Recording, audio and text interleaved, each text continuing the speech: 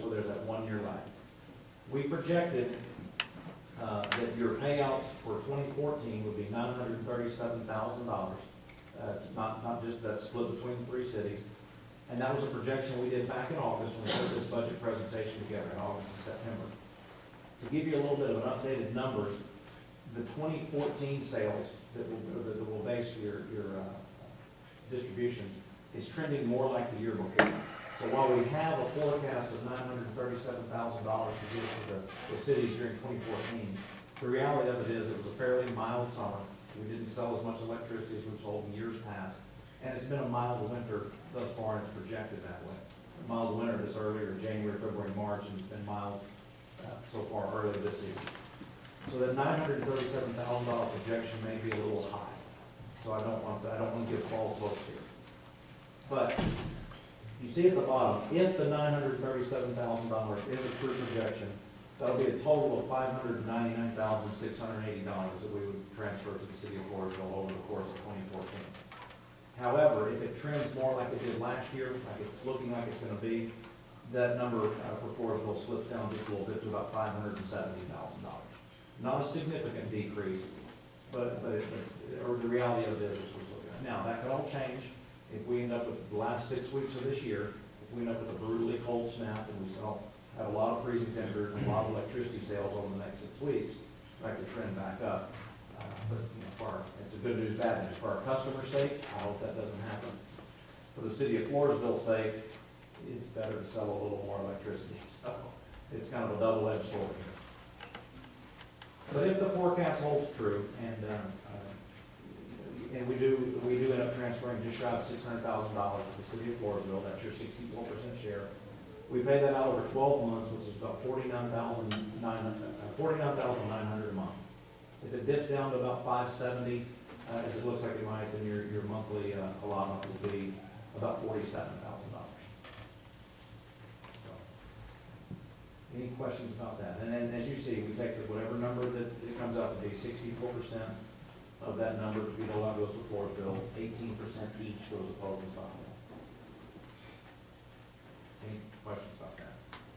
And the last page you see here is just it's a balance sheet summary. It's rolled up. The entire presentation gave you rolled up into one balance sheet.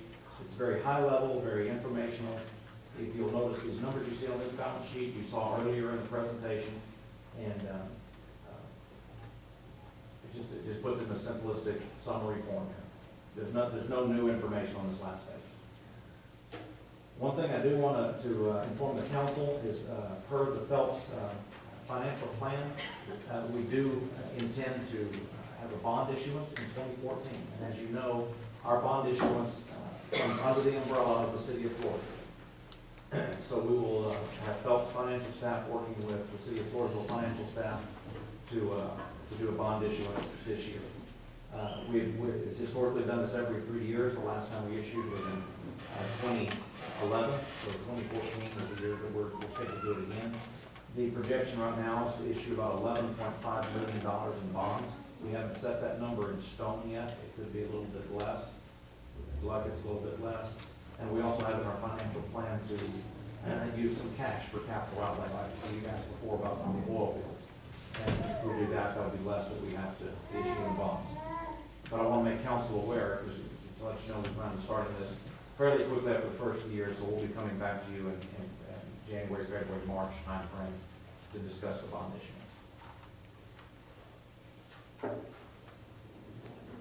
Mayor Garza, that's all I have for my presentation. I'll be happy to take questions. I will get this presentation electronically. I'll send it to Ms. Pollock and distribute it to the council as needed. But if there's any other questions, I can field them. Thank you for questions later in the week or next week. Feel free to contact me. Thank you, Mr. Dean. All right, thank you for your time tonight. Now we're going to hear from the person who caused that electric cost. We're going to go on to item B, Texas Department of Transportation to present extended 55 miles per hour speed limit on Highway 181 North. Thank you, Mayor, Council. I guess through past requests, we did a speed study up on the north end of town. and our recommendations are to extend the current 55-mile-an-hour speed break that is existingly starts kind of around Randolph Brook and take it all the way out north to the city limits, lowering that existing 70 down to 55. So that's what we're here for. It's done through our studies, through y'all's request. We need a city ordinance to follow up behind, so we can go ahead and move forward with the change. And coming back is going to be. It's gonna be 55. I mean, we're gonna take it all the way out both sides, north and south, up to the city limits. Actually, it's gonna extend past the city limits, but through y'all's ordinance, it only goes up to the city limits. Now we just have to train our drivers. There were other traffic studies that were involved just recently. Yes. Is that part of this traffic study? Yes, that was one of them we just recently completed. And is this including 97 East as well? No, we didn't do 97 East. Okay. We recently did one here, that I sent y'all all the We did information. 97 East, remember, by the Masonic Lodge? Yes. That We was- did that one here recently, Yeah. and I forwarded y'all the information on all that. That was something we just recently done. That one wasn't necessary to. It found no recommended change at that time. That's 45 right there, right? The Loop 181, like coming from the golf course, you know, how it turns up. Yes, sir. I had a couple of families that had built houses right along 181. They were concerned about the speed limit. I believe they said it was 45 going north and 55 coming south. So they were concerned that they're really going fast through those new additions there. So have you done any study there? No, that would have to be requested through y'all. Y'all have to request, Because there were two families on the same weekend came on that issue. you have to request like we did. I mean, we normally do our speed, we do them per request through the city or the county. Okay. Tim, you mentioned it's gonna go to the city limits, and then you mentioned it'll go further than that. It actually goes a little further than that, so another 14, if I'm mistaken, off here, 1,400 feet further north is really where it will change from 55 to 65. Further request that was given, it did include both the 97 East and Yes. West, but your recommendation was that it, just because of a study that had taken place. We just recently before y'all, we got into discussion, within the last past year, I believe it was, we just completed some studies, and it showed no recommendation for change. I noticed y'all were doing something on, like, Pecan Park. Was that study coming out? Were y'all doing a study? No, that was all we did. Because If you'd like us to restudy, we haven't had a lot of change. I know our traffic has maybe in patterns have changed a little bit, but that's something we can always revisit again in the future. I mean, we do them all the time, we have a list. I think talking to our traffic division, I think they've got 18 current studies going on right now. Throughout our district. Is there a timeframe that we're allotted to do this traffic study? We Or try is to it do- just at the request of the council? No, well, we try to do our traffic studies during school time. Correct. We don't really do them during the summer, so we try to do our studies during, because that's normally when you have your peak traffic during school time. But no, y'all can request them anytime. You can request a study, but we conduct the studies only normally during school. Mr. Robles, you have a question? Yes, Mayor. The traffic here in Floresville, especially on 181, maybe this is a good opportunity here because every truck driver that has a CDL license, they know that they can't drive next to each other. But I think the suggestion that if once they enter the city, Floresville city limits, there should be no 18-wheelers in the fast lane. That's what holds the traffic. You get two 18-wheelers next to each other and the traffic just backs up. And I think that this, as a city, and again, put that ordinance that no 18-wheelers in the fast lane, so the traffic is still flowing. And they can take as long as they want on the slow lane, but that's what happens. A lot of the traffic just backs up. That's just a suggestion here. But on your CDL license, it says you can't do that. Tim, Yeah, you- it's a text off road, can we do I know we talked to Rosenberg before about setting up truck routes, and we've had those discussions in the past, you can probably use y'all on a little better.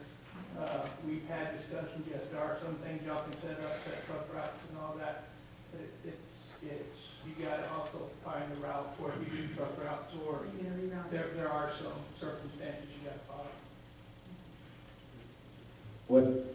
What type of impact is the streetlights right down 97 or 181? What kind of impact is it gonna do to the rest of the flow of traffic on 181? Well, other than, your typical red light cycle, it's just, it's kind of, good thing with the one. I'm not saying it's not necessary, because it is necessary, being that general area is, it causes issues, especially coming off of 97 back onto 181, but, especially for some of the exit wheels and being a dangerous intersection, but, just out of curiosity. Yeah, I mean, it's, I don't know how to really, it's just hard to tell what to put up, because it all depends, like one of these, the type of system we have here, that the camera or vivid system, and, 181 will be primary, 97 will be secondary, so if there's no traffic, 181 should be traveling. When there's traffic, wanting to turn, wanting to pull out, it's gonna run through a cycle. No, that's just, the information I believe y'all received is for y'all to move forward on the ordinance, so we can extend that speed.